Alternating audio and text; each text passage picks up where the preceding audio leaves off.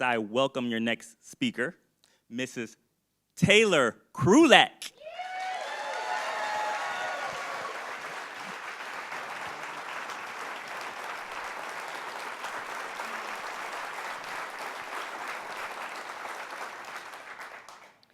Who are you, really?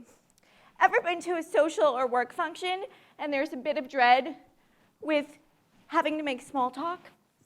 Ever wonder why that is? Well, let's talk about how you and me are so prone to kill a conversation. There's two reasons why making small talk is hard. Either we don't like talking about ourselves, or two, we don't know how to keep the conversation going.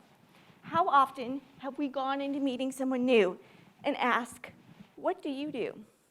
It seems easy, right? Yet it's in that moment, with that one simple question, that we kill the conversation. Arguably, we are desperately trying to connect when we use that go-to question.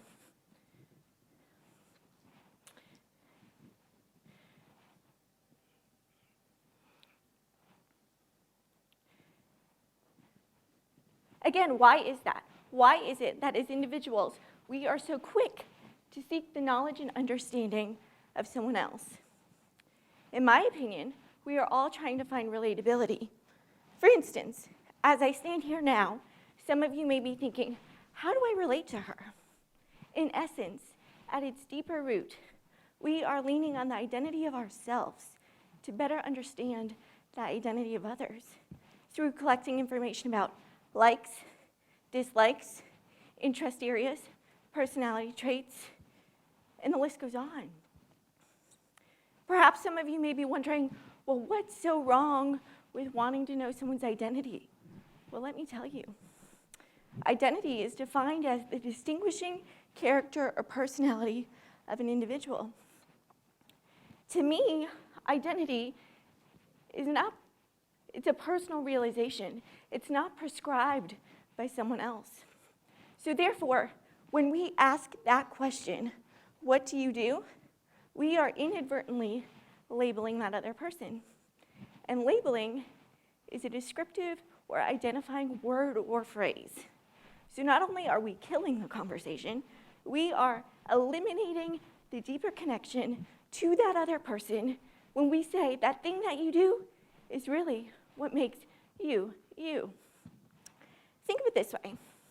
We are closing ourselves off by placing high value on the one-dimensional understanding of ourselves.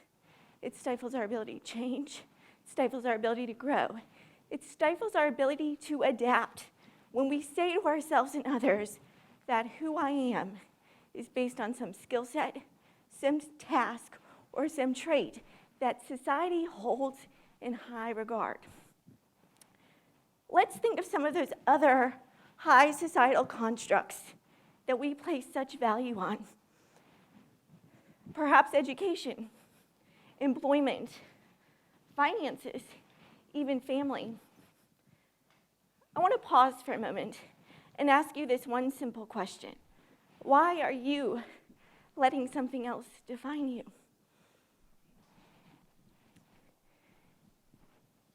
It brings me back to the question, who are you, really? It makes me think, who am I, really? Before I dive into me, I'm willing to bet some of you have already labeled me with some identifying trait or characteristic. So let's point out the obvious.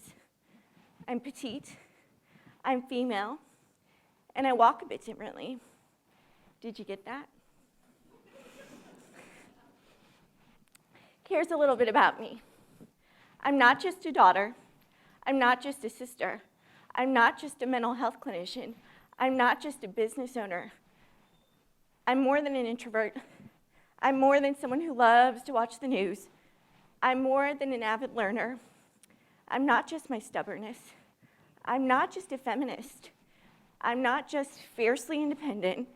I'm not just someone who cares about social justice and the equity for all. I'm not just an empath. I'm not only the girl with red hair. I'm not just someone who walks with a bit of a limp. I'm not someone who needs a handrail when walking downstairs for concerns of balance. I'm not just someone who surveys the ground beneath their feet for any uneven grooves or surfaces. I'm not just someone who seeks out the aisle of auditorium seating to eliminate having to step over people. I'm not just someone who has difficulty carrying an open beverage for concerns of spilling.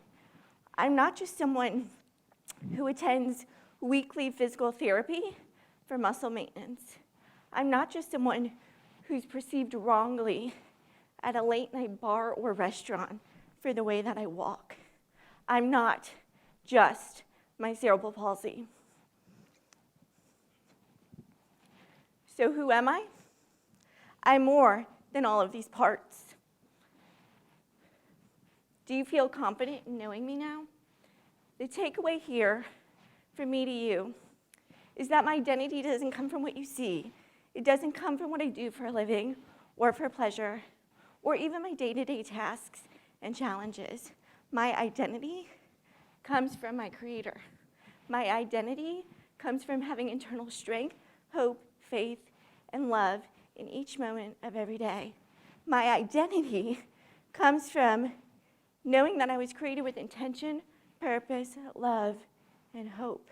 My identity comes from knowing that I was created with a purpose. My identity comes from knowing that I hold knowledge and steadfast wisdom in that I am who I am, not because of all those characteristics and traits that I just named, but because I was created first by my Creator in His image to live a life full of hope, faith, strength, and love. I leave you with this. When you find yourself thinking, who am I? I dare you to ask yourself, what am I equipped with to live this life that I lead? And before I go, when you find yourself in another kill a conversation moment, I challenge you to think about how you introduce yourself. And as perhaps you get to know someone new, consider asking them, what propelled you through today? Thank you.